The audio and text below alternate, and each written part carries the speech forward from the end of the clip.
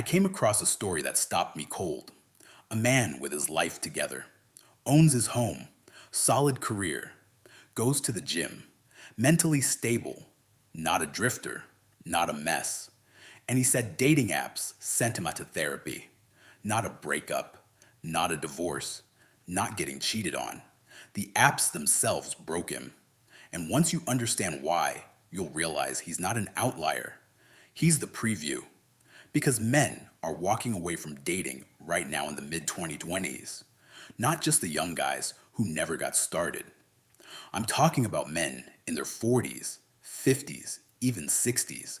Men with assets, men with experience, men who did what they were told to do. Get stable, get in shape, get your money right, be respectful, be consistent. Then they looked at the modern dating environment and said, I'm out.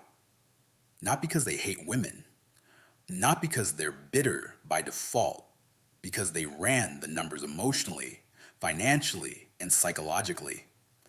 And the deal didn't make sense anymore. There are 5 reasons this keeps happening. And by the end of this, you'll understand every one of them. Because if you've tried to date in the last few years, you probably felt most of it yourself. Let's start with the guy who got me thinking about this in the first place. His name was Marcus. I found his story on a dating forum. Marcus did what everyone tells men to do.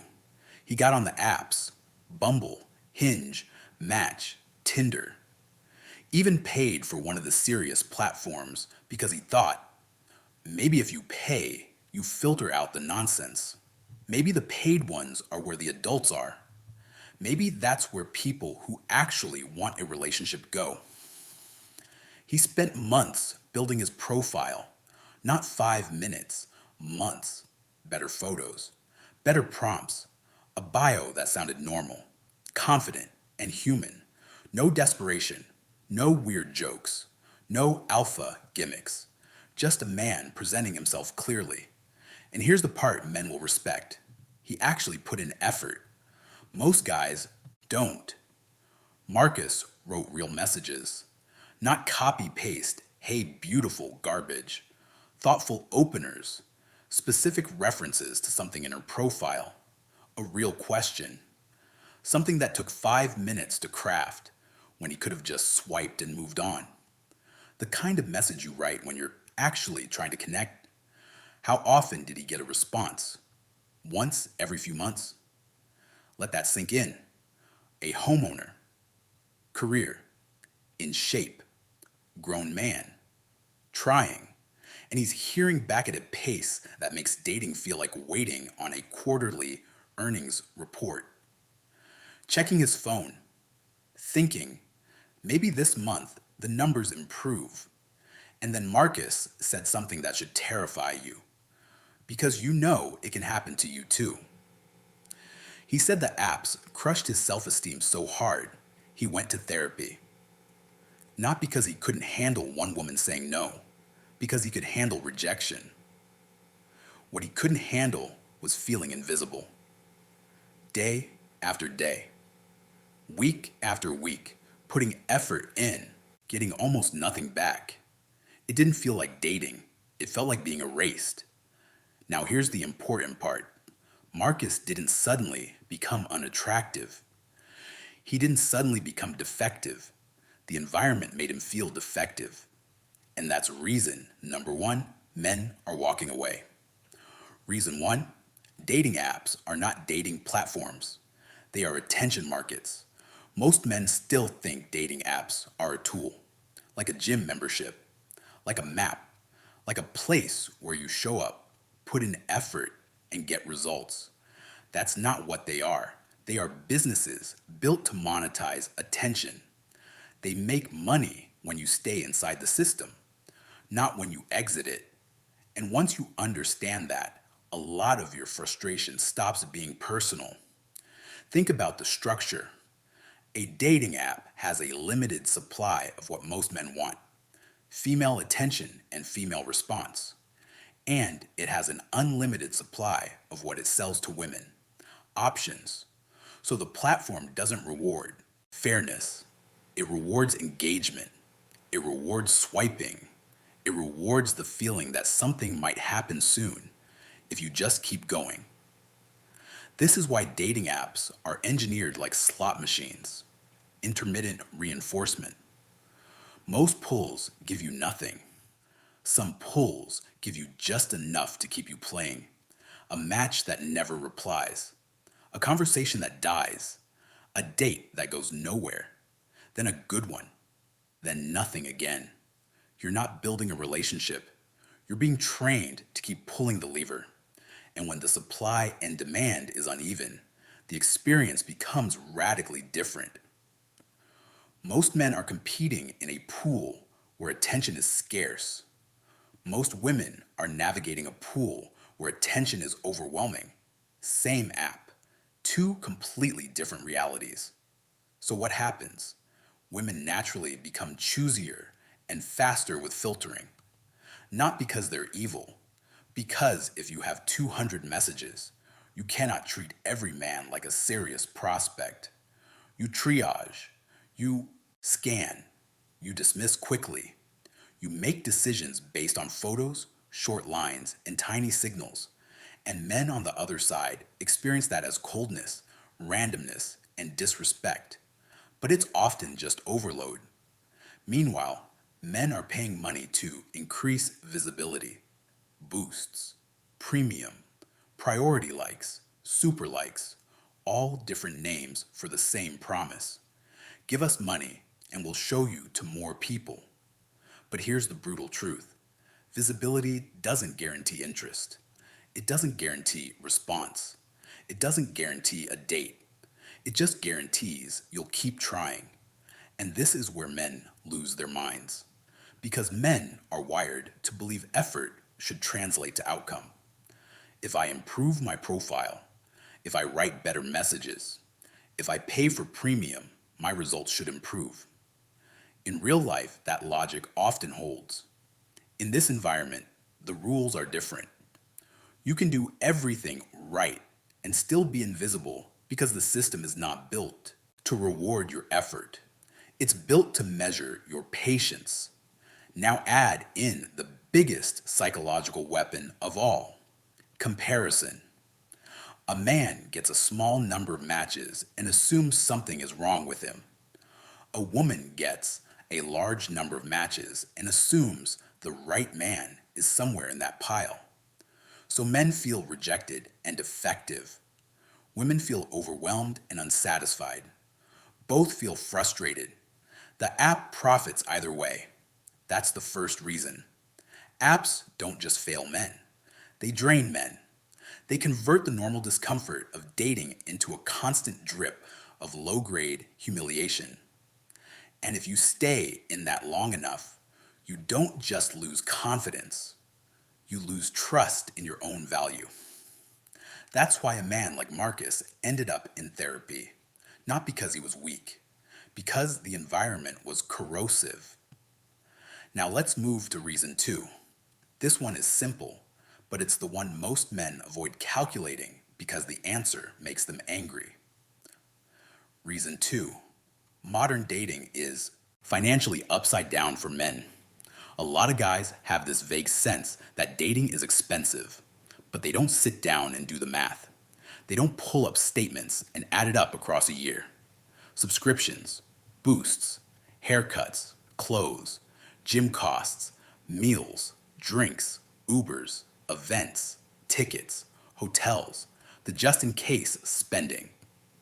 Then there's the hidden cost that matters even more. Opportunity cost. That money could be invested.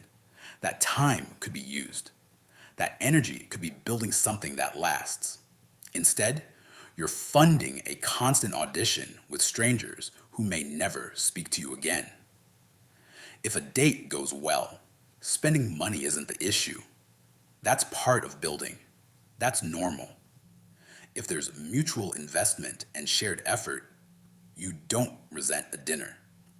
You're not buying a person, you're creating an experience. That's fine. The problem is when the environment turns men into repeat customers of first dates. Endless first dates, endless resets, Endless, maybe. And you're expected to pay to prove you're serious. Not because the relationship is real, because the audition is required. So a lot of men do the math and realize something uncomfortable. They aren't dating, they're subsidizing. Subsidizing entertainment, subsidizing attention, subsidizing a lifestyle that doesn't include them long term.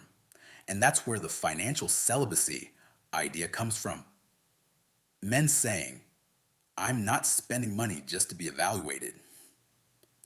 Not because they're broke, not because they hate women, because they're tired of paying for access to a role they never get. They've watched older men burn through money, trying to impress women who weren't impressed. They saw the outcome and decided not to repeat it. Here's the deeper layer most men miss. It's not the money, it's what the money represents. The money represents asymmetry. It represents the idea that your value is proven by what you spend, while her value is assumed. And once men start seeing that clearly, they stop playing. Not with rage, with logic. Now, reason 3 is the one nobody wants to talk about because it makes men sound vulnerable. But it's the reason the whole system is collapsing for a lot of guys. Reason 3: dating now produces emotional burnout, and men have nowhere to put it. Men are taught to handle it, to swallow frustration, to laugh it off, to move on, to keep grinding, to not talk about it, to not burden anyone, to be solid, to be the rock, to not need anything. That works when your stress is occasional. It does not work when stress becomes your environment. And modern dating, especially app dating, creates a steady stream of micro rejections, micro dismissals, micro humiliations, ghosting, flaking, being kept warm but not chosen, being used for attention, being used for validation, being used for a meal, being used as a backup option. A man can handle rejection. Most men can handle a clean no. What breaks men is ambiguity and disrespect. What breaks men is investing effort and getting silence. What breaks men is being treated like disposable inventory. And when you repeat that enough times, you don't just get discouraged. You get numb. And numbness is a warning sign. This is where the loneliness factor explodes. A lot of men don't have a tight circle anymore. Not real brothers. Not close friends who will tell them the truth. Not men they can call at midnight and say, I'm not okay. Some men have no one. Not one. And in that isolation, dating becomes the only place they expect connection. So every ghosting feels heavier. Every rejection hits harder. Every failure becomes proof that nobody cares. That's how men spiral. And here's why this matters. Because a man can be successful and still be emotionally starving. A man can have money and still be alone. A man can be disciplined and still have no one checking on him. So when he tries to date, he's not just looking for romance. He's looking for relief. And when the dating environment gives him disrespect instead of relief, it doesn't just disappoint him, it breaks him. Quietly. This is why dating used to feel exciting and now feels like a second job. Because the emotional cost went up and the emotional payoff went down. You're doing more, getting less, and nobody is acknowledging it. Men are expected to absorb it silently. So eventually, men stop. Not because they're scared, because the tank is empty. Now, reason 4 is the one that changes men's risk tolerance permanently. This is where the older men walk away, and the younger men learn from watching them. Reason 4: the downside risk of commitment looks too high in the modern system. Let's speak plainly. A man can survive being rejected. A man can survive being single. A man can survive a dry spell. What destroys men is building a life for decades, attaching it to the wrong person, and then watching it get dismantled. Financially, legally, emotionally, and sometimes socially. This is why so many men over 40 aren't just taking a break, they're cautious on purpose. They watched a friend lose half of everything. They watched a brother go through years of conflict. They watched a father get gutted in divorce. They watched a man do everything right and still get punished. So the idea of rolling the dice, again, doesn't feel romantic. It feels reckless. And here's the part nobody says out loud. Once a man has assets, he becomes aware of what's at stake. He can't afford to be naive. He can't afford to pretend love automatically equals safety. So he becomes selective. He becomes slower. He asks harder questions. He wants character, not chemistry. He wants stability, not sparks. He wants peace, not intensity. And when men start thinking like that, the dating market punishes them because the market prefers speed, quick attraction, fast connection, minimal standards, maximum excitement. So men who want slow and stable feel like they're swimming upstream, and a lot of them decide it's not worth it. Now we reach reason 5. This is the moment men describe as clarity, not anger, not sadness, clarity. The moment you see the game for what it is and you can't unsee it.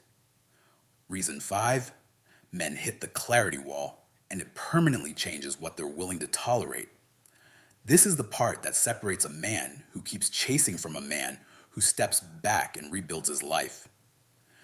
It usually happens after one of 3 experiences: a major betrayal, a long stretch of app humiliation, or watching someone close to you get destroyed.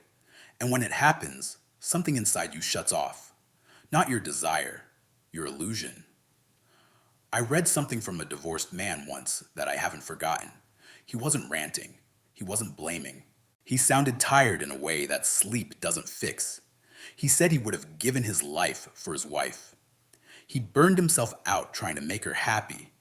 Extra shifts, skipping what he wanted, showing up even when he had nothing left. And the moment he needed support, she left. Then he wrote a simple sentence that hit like a hammer. I'm tired. Not tired like sleepy. Tired like done. Tired like a man who finally understands the deal he signed and regrets how long he stayed. That's not misogyny. That's grief. That's a man realizing he gave his best years to something that didn't value him as a person. It valued him as a function. And once a man experiences that kind of clarity, dating stops being hopeful. It starts feeling like volunteering for risk. So he backs away. Not because he hates love, because he respects his future. Now here's the part I want you to hear, because I'm not making this to leave men in despair. Yes, the problems are real. The apps are designed to keep you swiping. The finances add up. The emotional burnout is brutal. The risks are real. The confusion around rules is exhausting. I'm not denying any of that. But there's another side to this story that men are discovering. And it's the part nobody wants to tell you because it threatens the industries that profit from your loneliness. On the other side of the hamster wheel, a lot of men find something they haven't felt in years. Peace. Not coping. Peace. Not, I guess this is my life. Peace like, I finally have my time back. I've seen men talk about this in forums and in real life. Men in their 40s and 50s who stop chasing and suddenly their life expands. They start training seriously again, not to impress anyone, because they want to feel good in their body. They start investing again, not to prove worth, because they want freedom. They pick up hobbies they abandoned. They reconnect with old friends. They travel. They build. They read. They sleep. They laugh more. They feel lighter. And here's the irony. The more they invest in themselves, the more attractive they become. Better shape, better posture, better energy, better style, more confidence, more interesting, more socially connected, more financially stable, more calm, more grounded. But now they don't care about being attractive because attraction isn't the goal. A good life is. They're not building themselves as an advertisement. They're building themselves as a home. And when you build a life that you genuinely enjoy, a strange thing happens. Dating stops being a need. It becomes optional, a bonus, a nice addition if the right person shows up, not something you chase to fill a hole. This is also why real world dating is quietly coming back. Not the desperate kind, the normal kind, meeting people through interests, clubs, fitness communities, hobby groups, sports, volunteering, friends of us, friends, events where you're seen in context, not reduced to photos, where your character actually shows, where your presence matters, where social proof exists, where you're not competing with 1,000 men in her pocket. Because the truth is, apps flatten men. They turn you into a thumbnail. And men don't win as thumbnails. Men win with presence, with leadership, with humor, with calm confidence, with how they make people feel, with the way they carry themselves in the real world. That's hard to capture in a swipe. So, what do the men who are winning right now have in common? They stepped off the wheel. They stopped chasing validation. They stopped paying to audition. They started building a life that stands on its own. They built their peace first. Then they let relationships earn their way into that peace. And that leads to the most important point in this entire conversation. Walking away doesn't have to mean bitterness. Walking away can mean standards. Walking away can mean strategy. Walking away can mean you finally stop gambling your time and money on a system that doesn't respect you. Now, let me tie the 5 reasons together clearly. Reason 1.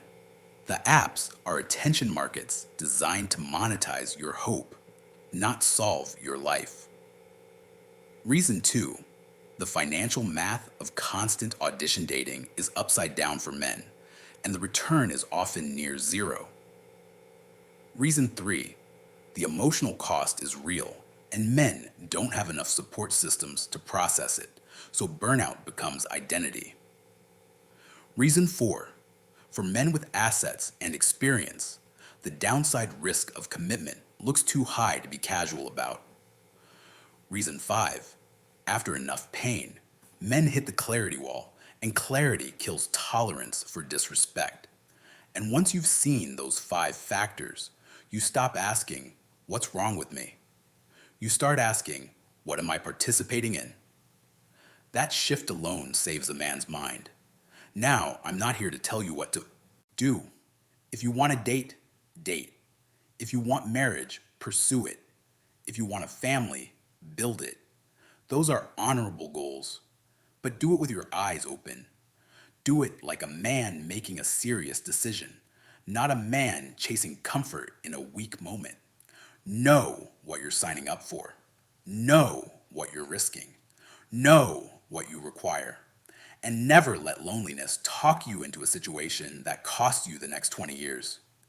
Here's what I would tell any man watching this who feels exhausted. First, stop letting an app measure your worth. A system designed to monetize your attention is not qualified to evaluate your value. Second, rebuild your foundation. Strength, health, friendships, purpose, sleep, money, your life structure. Third, if you date, date out with standards. Slow down, vet harder, watch behavior, not words. Choose peace over chemistry. And fourth, remember this. A relationship should make your life better, not smaller, not heavier, not more anxious. Better. If it doesn't, it's not a prize.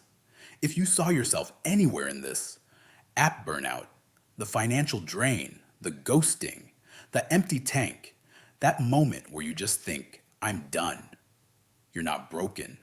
You're not crazy. You're not weak. You're awake. And right now, that might be one of the most valuable things a man can be. Now, I want to hear from you. Which of the five reasons hits hardest? The app experience, the money, the burnout, the risk, or the clarity moment where you realized you were done tolerating disrespect? Drop it in the comments. And if you know a man who needs to hear this, your brother, your dad, your best friend, that guy who's been quiet lately, send this to him. Not to make him angry, to make him clear, eyes open, peace first, then everything else.